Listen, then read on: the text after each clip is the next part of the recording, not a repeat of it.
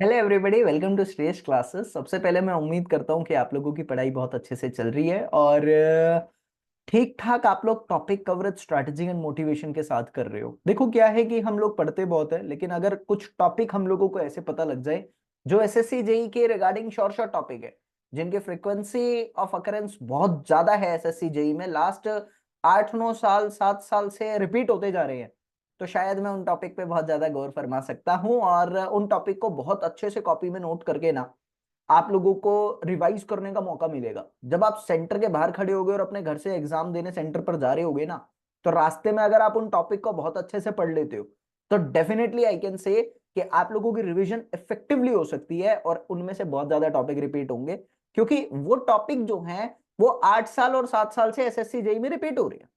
तो 10 साल में जो 7 साल से ज्यादा या 7 साल तक टॉपिक रिपीट हुए हैं, मैं इस सेशन में आप लोगों के लिए वो टॉपिक लेकर आया हूं। तो 24 ऐसे टॉपिक आप लोगों को बताऊंगा जिनकी फ्रीक्वेंसी बहुत ज्यादा है, जिनकी प्रोबेबिलिटी बहुत ज्यादा है एसएससी जेई 2024 में रिपीट होने की। और आप लोगों को एक सरप्राइज भी दूंगा लास्ट में कि आपको इन टॉपिक के रिगार्डिंग मैंने क्या प्रोवाइड किया है अभी तक। तो देखते रहिए। सबसे पहले वीडियो को स्टार्ट करता हूं। यहाँ पर आप लोगों को मैं बताना चाहता हूं वो 24 टॉपिक जो हैं कृपया करके कॉपी में नोट कर लेना, क्योंकि ये सीरियसली मोस्ट इंपॉर्टेंट टॉपिक बनेंगे। पढ़ते तो सारे ही हैं, मतलब हम सारे ही पढ़ते हैं, लेकिन अगर कुछ ऐसे टॉपिक हमको मिल जाए तो स्ट्रेटजी बन जाती है। अच्छी फ्रीक्वेंसी के साथ हम अच्छे डेडिकेशन के साथ और मोटिवेशन के साथ इन टॉपिक पे फोकस कर सकते हैं। ठीक है, तो चलिए। बाय द वे, टॉपिक का नाम आता है एयर पॉल्यूशन। एनवायरमेंटल इंजीनियरिंग का हमारा ये टॉपिक लास्ट यूनिट में जनरली हम कवर अप करते हैं। बहुत आसान है और आप देखेंगे कि एयर पॉल्यूशन में से जो वन लाइनर टॉपिक्स हैं, भाई वन लाइनर मैंने ऑलरेडी प्रोवाइड कर रखी है बच्चों को एनवायरमेंट की। मैं आपको बताना चाहता हूं, अगर आप लोगों को भी वन लाइनर चाहिए है, एनवायरमेंट बहुत बड़ा है और एयर पॉल्यूशन उसमें से एक दो क्वेश्चन डेफिनेटली आते ही हैं, तो आप मुझे इस नंबर पे व्हाट्सएप कर सकते हैं, या मेरा एक और नंबर मैं आप लोगों को दे देता हूं, 7428286828। या तो आप मुझे इस नंबर पे व्हाट्सएप कर लो, दोनों ही नंबर में से किसी पे भी व्हाट्सएप कर लो। मैं आपको अपने टेलीग्राम से जोड़ दूंगा, जहां आप लोगों को वर्कशीट्स आती रहती है, क्विज होती है, वॉइस सेशन लेता हूं, मतलब ओवरऑल कदम से कदम मिलाकर स्ट्रेटेजी वहां डिस्कस करता ही रहता हूं। तो एयर पॉल्यूशन एनवायरमेंटल इंजीनियरिंग से रिलेटेड हमारे पास टॉपिक आता है, वो हम लोगों को खास तरीके से ध्यान में रखना है। एंड इसके बाद आती है आईएस कोडल प्रोविजंस। सिर्फ कोडल प्रोविजन, ज्यादा कुछ नहीं, न्यूमेरिकल में घुसना मत, क्योंकि कोडल प्रोविजन बहुत हद तक पूछी गई है। ये जो कोडल प्रोविजन है ना, ये हर साल रिपीट हुई है। ठीक है, आप देखना, बीम्स की कोडल प्रोविजन रिपीट है, स्लैब्स की कोडल प्रोविजन रिपीट है, फ्लैट स्लैब की कोडल प्रोविजन मोस्ट इंपॉर्टेंट है भाई, ये तो कभी छूटा ही नहीं है, और कॉलम की कोडल प्रोविजन भी नहीं छूटी, हर साल क्वेश्चन आया ही है। फिर हम लोगों का सर्वे इंजीनियरिंग में बियरिंग कंसेप्ट आता है कंपास सर्वे में। तो कंपास सर्वे में बियरिंग बियरिंग से रिलेटेड इंक्लूडेड एंगल वाला कंसेप्ट जो है वो इंपॉर्टेंट बनता है। इसके क्वेश्चन काफी हद तक एग्जाम में पूछे गए हैं।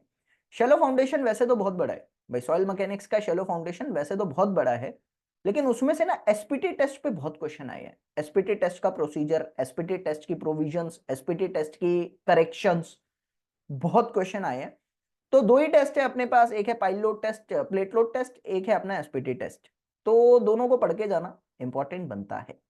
लेवलिंग की अगर बात करता हूं सर्वे में, तो न्यूमेरिकल आए हैं, नो डाउट। न्यूमेरिकल किस पर आया है? अब ये तो देखो ऑब्जेक्टिव पेपर है आप लोगों का, तो एग्जाम में ये तो पूछेगा नहीं हाई राइज करो या राइज एंड फॉल करो, हाइट ऑफ इंस्ट्रूमेंट या राइज एंड फॉल, ये सब तो नहीं कहेगा। न्यूमेरिकल आए हैं, लेवलिंग से रिलेटेड आपको फोकस करना है। फिर आपको कर्वेचर और रिफ्रैक्शन करेक्शन से रिलेटेड भी क्वेश्चन आए हैं। ठीक है, और इसी के साथ इन्वर्टेड स्टाफ वाला कंसेप्ट, मतलब आप लोगों ने डिस्टेंस ऑफ विजिबल होराइजन वाला कंसेप्ट जो है वो थोड़ा सा फोकस करना। बस ये 3 4 टॉपिक हैं जहां से क्वेश्चन बहुत हद तक आए हैं। सबसे ज्यादा फ्रीक्वेंसी जो बनी है वो बैक साइड और फोर साइड वाले कंसेप्ट पे बनी है, मतलब ऑब्जेक्टिव भी यहां से बहुत आए हैं। तो लेवलिंग पे इस पे थोड़ा सा फोकस करेंगे। वाटर रिक्वायरमेंट ऑफ क्रॉप्स, कुछ बेसिक टर्म्स है, न्यूमेरिकल भी बहुत ज्यादा आए हैं।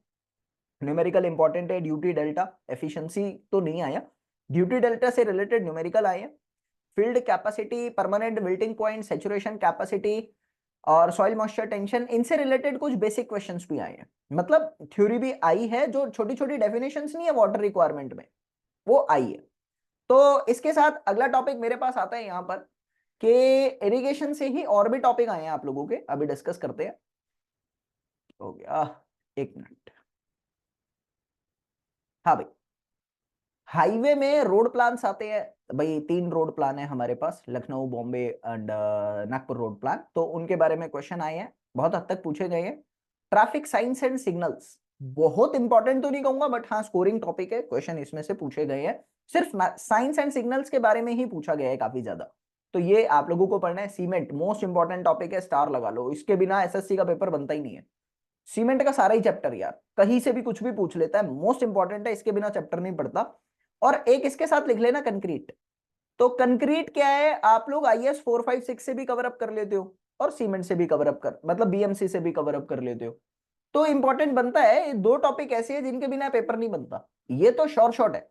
हाईवे इंजीनियरिंग में अपने पास एसएसडी, ओएसडी और आईएसडी का कंसेप्ट है, उससे थ्योरी और न्यूमेरिकल दोनों ही पूरी, बस ये 3 टॉपिक ऐसे देखे मैंने कि जिनसे थ्योरी या न्यूमेरिकल आपके एग्जाम में पूछा ही गया है, तो थोड़ा शॉर्ट शॉर्ट तरीके से करना। वैल्यूएशन बड़ा है, बेसिक डेफिनेशन के साथ न्यूमेरिकल भी पूछे गए हैं, बट डेफिनेशंस पे फोकस बहुत रखा गया है। तो अगर आपको इसके नोट्स भी चाहिए तो मैंने जो नंबर दिया है आप उस पर कॉन्टेक्ट कर सकते हैं, I provide you the notes as well. फिर अपना आरसीसी में आता है डेवलपमेंट लेंथ, कुछ नहीं है, बॉन्ड स्ट्रेस वाला फॉर्मूला है, उस फॉर्मूले के इर्द गिर्द क्वेश्चन पूछे गए हैं। एंकरेज लेंथ में जो हम लोग हुक देते हैं उस हुक से क्वेश्चन पूछे गए हैं, ज्यादा घुमा कर नहीं पूछा गया, मतलब वो डेवलपमेंट लेंथ का ही कंसेप्ट इधर उधर से आया है, फॉर्मूले पे बहुत जोर दिया गया है यहाँ पे। प्रीवियस ईयर क्वेश्चंस आप देख सकते हैं, फॉर्मूले पे बहुत जोर आया है। फिर अपना बिटुमिन आता है, बिटुमिन के टेस्ट आते हैं, जनरली बिटुमिन के टाइप्स आते हैं, इन पे क्वेश्चन काफी हद तक बन रहा है आजकल, टाइप्स पे क्वेश्चन बहुत बनने लग गए। पेंट्स एंड वार्निश पूरा ही चैप्टर इंपॉर्टेंट बनता है, और मैंने ऑलरेडी ये चैप्टर कवर अप कर रखा है, provide you the basic link as well, सब कुछ बताऊंगा इन टॉपिक्स के बाद। अपना सोम में ये टॉपिक बहुत इंपॉर्टेंट है, इसमें से कौन सा इंपॉर्टेंट बन रहा है, पॉइजन रेशियो, मतलब इतना हद तक पूछा है ना पॉइजन रेशियो, पूछो मत।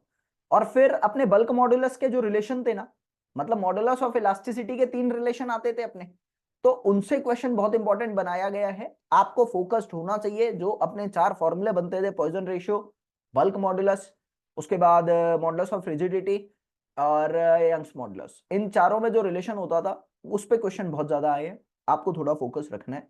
विस्कोसिटी छोटा सा टॉपिक है, टाइप्स ऑफ फ्लूइड भी इसी में आप ऐड कर सकते हो, बहुत ज्यादा नहीं आया, टाइप्स ऑफ फ्लूइड बहुत ज्यादा नहीं पूछा, 1-2 क्वेश्चन आज तक पूछे गए हैं, लेकिन विस्कोसिटी पे बहुत क्वेश्चन है, यूनिट पूछा है, फॉर्मूले पे क्वेश्चन पूछे गए हैं, और पॉइस और स्टॉक्स के बारे में पूछा गया है, टेम्परेचर के साथ क्या इफेक्ट है वो सब पूछा गया है, बेसिक क्वेश्चन बट आए।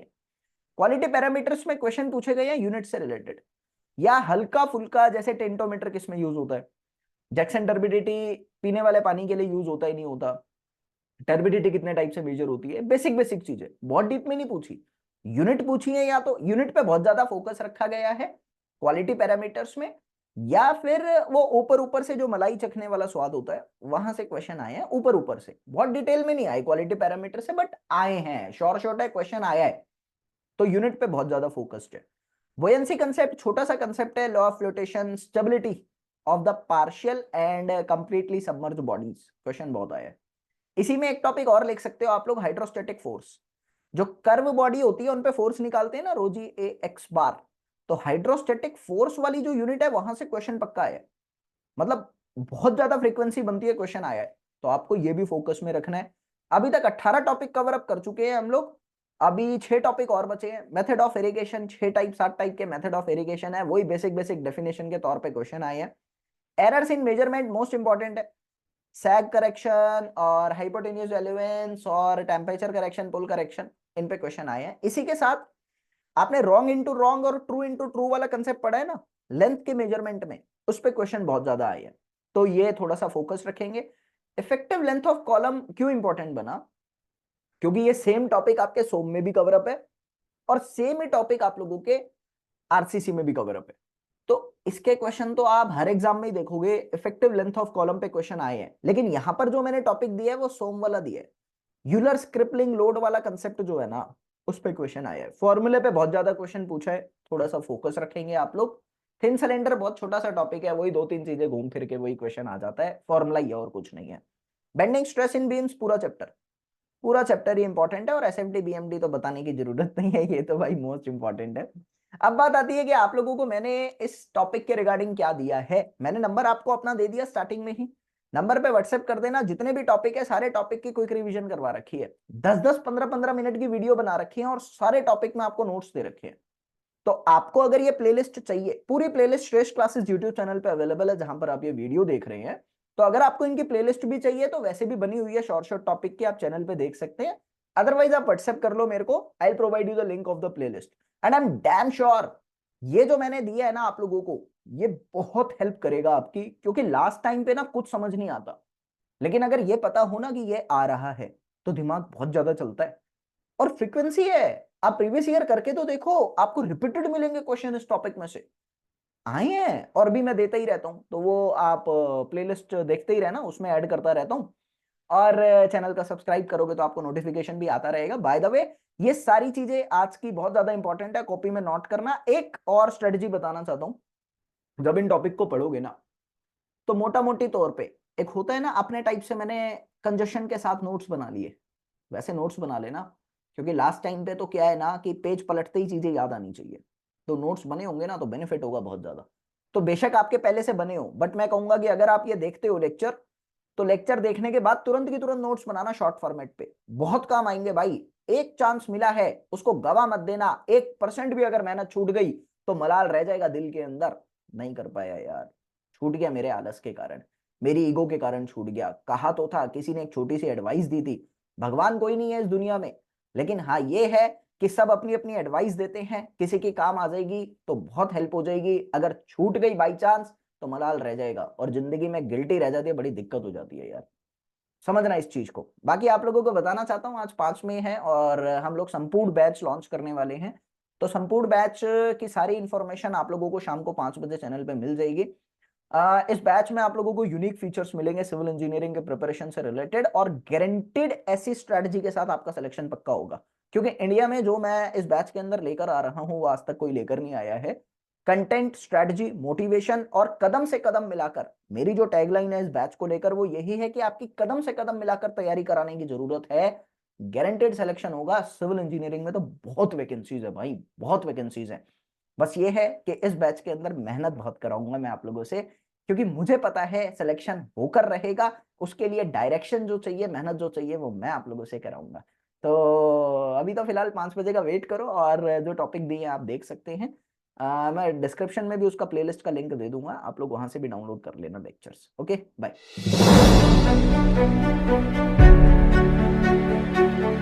मेरा गेट क्लियर होना और NIT मिलना मेरे लिए बड़ी बात है, और ये सब पॉसिबल हो पाया सिर्फ निखिल सर की हेल्प की वजह से। मेरा सिलेक्शन हो गया है। मैं पिछले 2-3 सालों से निखिल सर से प्रिपरेशन करता आ रहा हूँ। तो निखिल सर ने अच्छा कंसेप्ट करके दिया था।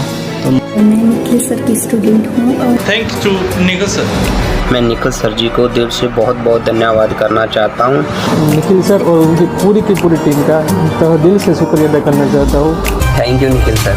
Thank you very very much Nikhil sir. Thank you Nikhil Goyal sir. Thanks lot to Nikhil sir as well. और निखिल सर का लेक्चर तो था ही। निखिल सर की क्लास से बहुत कुछ सीखा हूँ। मैं निखिल सर की वीडियो स्टार्टिंग से देखता था। इस सारी मेहनत छोटी है वो with the guidance of Nikhil sir है।